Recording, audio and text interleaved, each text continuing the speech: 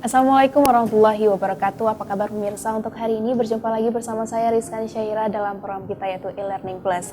Oke pemirsa, e-learning plus ini adalah salah satu bentuk pembelajaran yang dilakukan oleh para pakar ataupun dosen mengenai pembahasan-pembahasan menarik yang pastinya sangat aktual untuk menjadi pembelajaran kita untuk masa depan. Nah, pemirsa e-learning plus, untuk saat ini saya tidak sendirian, saya ditemani oleh seorang dosen yaitu Bapak Said Firdaus. Selamat datang Bapak. Apa kabar Pak? Alhamdulillah sehat Pak ya. Oke, pemirsa e-learning plus, tidak hanya saya dan juga dosen kita yaitu Bapak Said, tetapi ada juga teman-teman mahasiswa dari Fakultas Ekonomi Universitas Muhammadiyah Aceh. Oke, selamat datang kepada teman-teman mahasiswa. Semoga nantinya apapun yang diberikan oleh dosen kita ini bisa bermanfaat dan juga bisa menambah wawasan kita untuk hari ini. Nah, Pak, hari ini kita belajar tentang apa nih, Pak? Insya Allah kita akan bahas masalah model sistem umum di perusahaan. Di perusahaan, Pak ya? Oke, baik. Pemirsa e-learning plus dan juga teman-teman mahasiswa dari Fakultas Ekonomi Universitas Muhammadiyah Aceh, mari kita simak bersama-sama pemaparan dari Bapak Said Firdaus tentang model sistem umum perusahaan. Terima kasih Kak Rizkan.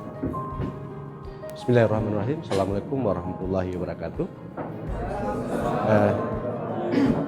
Para mahasiswa yang berbahagia, hari ini kalian nampak cantik-cantik sekali, ganteng-ganteng sekali ya. Ketemu lagi kita pada kesempatan belajar di lapangan ini, di studio.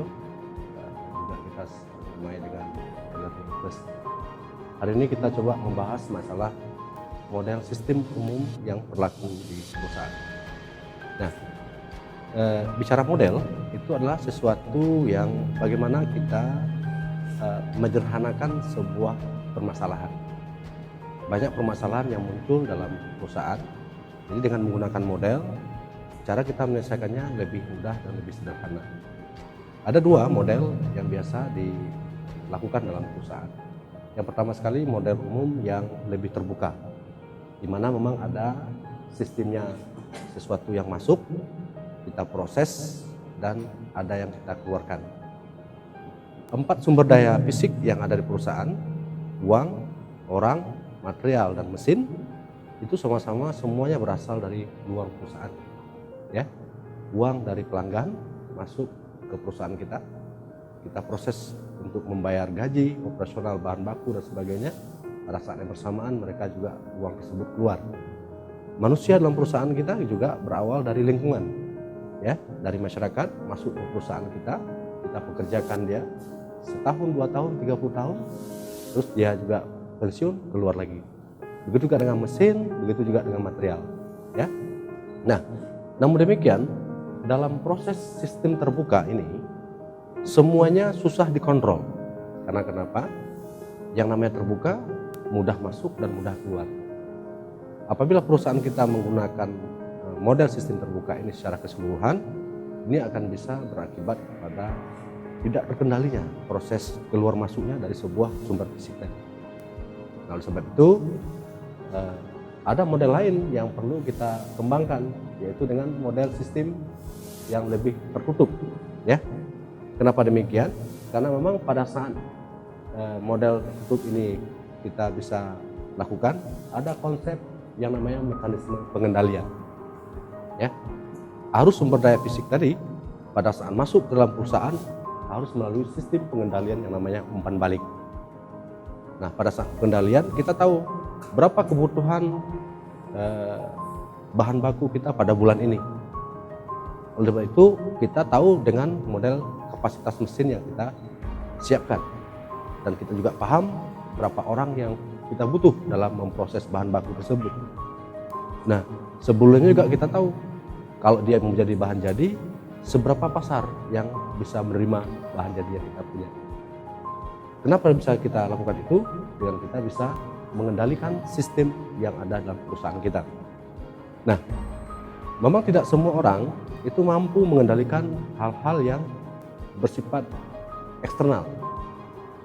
Karena kita sudah belajar tentang pengaruh lingkungan kemarin, perusahaan eksternal. Namun, yang terjadi dalam sistem ini adalah sistem yang berlaku di dalam perusahaan kita sendiri atau internal perusahaannya. Jadi otomatis manajemen selalu dalam pengawasan. apa yang memang masuk, siapa manusia yang masuk ke dalam perusahaan kita, bagaimana mereka kita pekerjakan, kita fungsikan dia, kita manage dia, sampai pada akhirnya dia keluar lagi di perusahaan kita atas nama pensiun, mengundurkan diri dan sebagainya. Begitu juga bahan baku, mesin. Ya, seberapa panjang mesin tersebut umurnya bisa kita gunakan. Uang begitu juga. Seberapa uang tersebut bisa kita kelola dengan baik. Dari mana uang masuk? Uang masuk dari pelanggan. Untuk apa? Bisa untuk membayar bahan baku ke pemasok, bisa untuk membeli mesin ke pemasok, bayar listrik ke PLN dan sebagainya. Dengan mekanisme pengendalian umpan balik ini, maka proses masuknya sebuah sumber daya fisik ke dalam perusahaan kita mampu kita lakukan dengan baik dan keluarnya juga bisa kita kontrol dengan baik. Ya, ini secara singkat model umum sistem yang berlaku di perusahaan. Ya, nah oleh sebab itu umpan balik berguna untuk mengendalikan semua informasi yang ada di perusahaan tersebut. Ya, informasi yang mengendalikan sumber daya fisik tadi. Ya, makanya informasi tersebut dengan dimensi-dimensi relevansi, akurasi, tepat waktu, juga dengan lengkap, informasi dengan lengkap. Semua departemen dalam perusahaan kita itu mampu bisa bekerja dengan baik. Ya.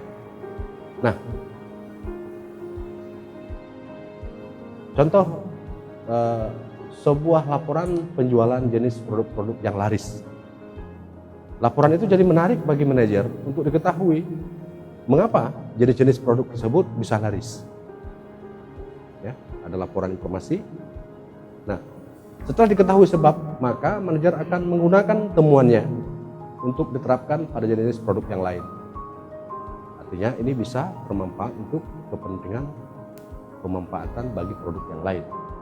Demikianlah informasi kenapa harus memiliki dimensi. Karena memang dia mampu akan mengendalikan semua aspek yang ada di perusahaan kita. Tapi demikian ya, untuk bisa kita pahami bersama. Mudah-mudahan nanti dalam diskusi kita akan lebih berkembang lagi. Kita kembalikan ke Kak Asma. Silakan Kak. Oke, terima kasih. Kita berikan aplaus dulu dong untuk Bapak kita. Luar biasa nih Pak ya, pemaparan tentang model sistem umum perusahaan nih Pak ya. Ini jadi model ini adalah bagaimana membuat sesuatu itu menjadi lebih sederhana, gitu Pak ya. Dari situlah kita bisa lebih belajar, akhirnya kita bisa menerapkan dengan sangat mudah ya untuk menyederhanakan. Oke pemirsa e-learning plus dan juga teman-teman mahasiswa dari Muhammadiyah Aceh, kita nantinya akan adanya sesi tanya jawab. Silakan menyiapkan gitu ya pertanyaan-pertanyaan yang terbaik nih dari teman-teman mahasiswa dan juga mungkin dari pemirsa di rumah. Jangan kemana-mana, kita akan tetap kembali namun setelah jeda berikut ini.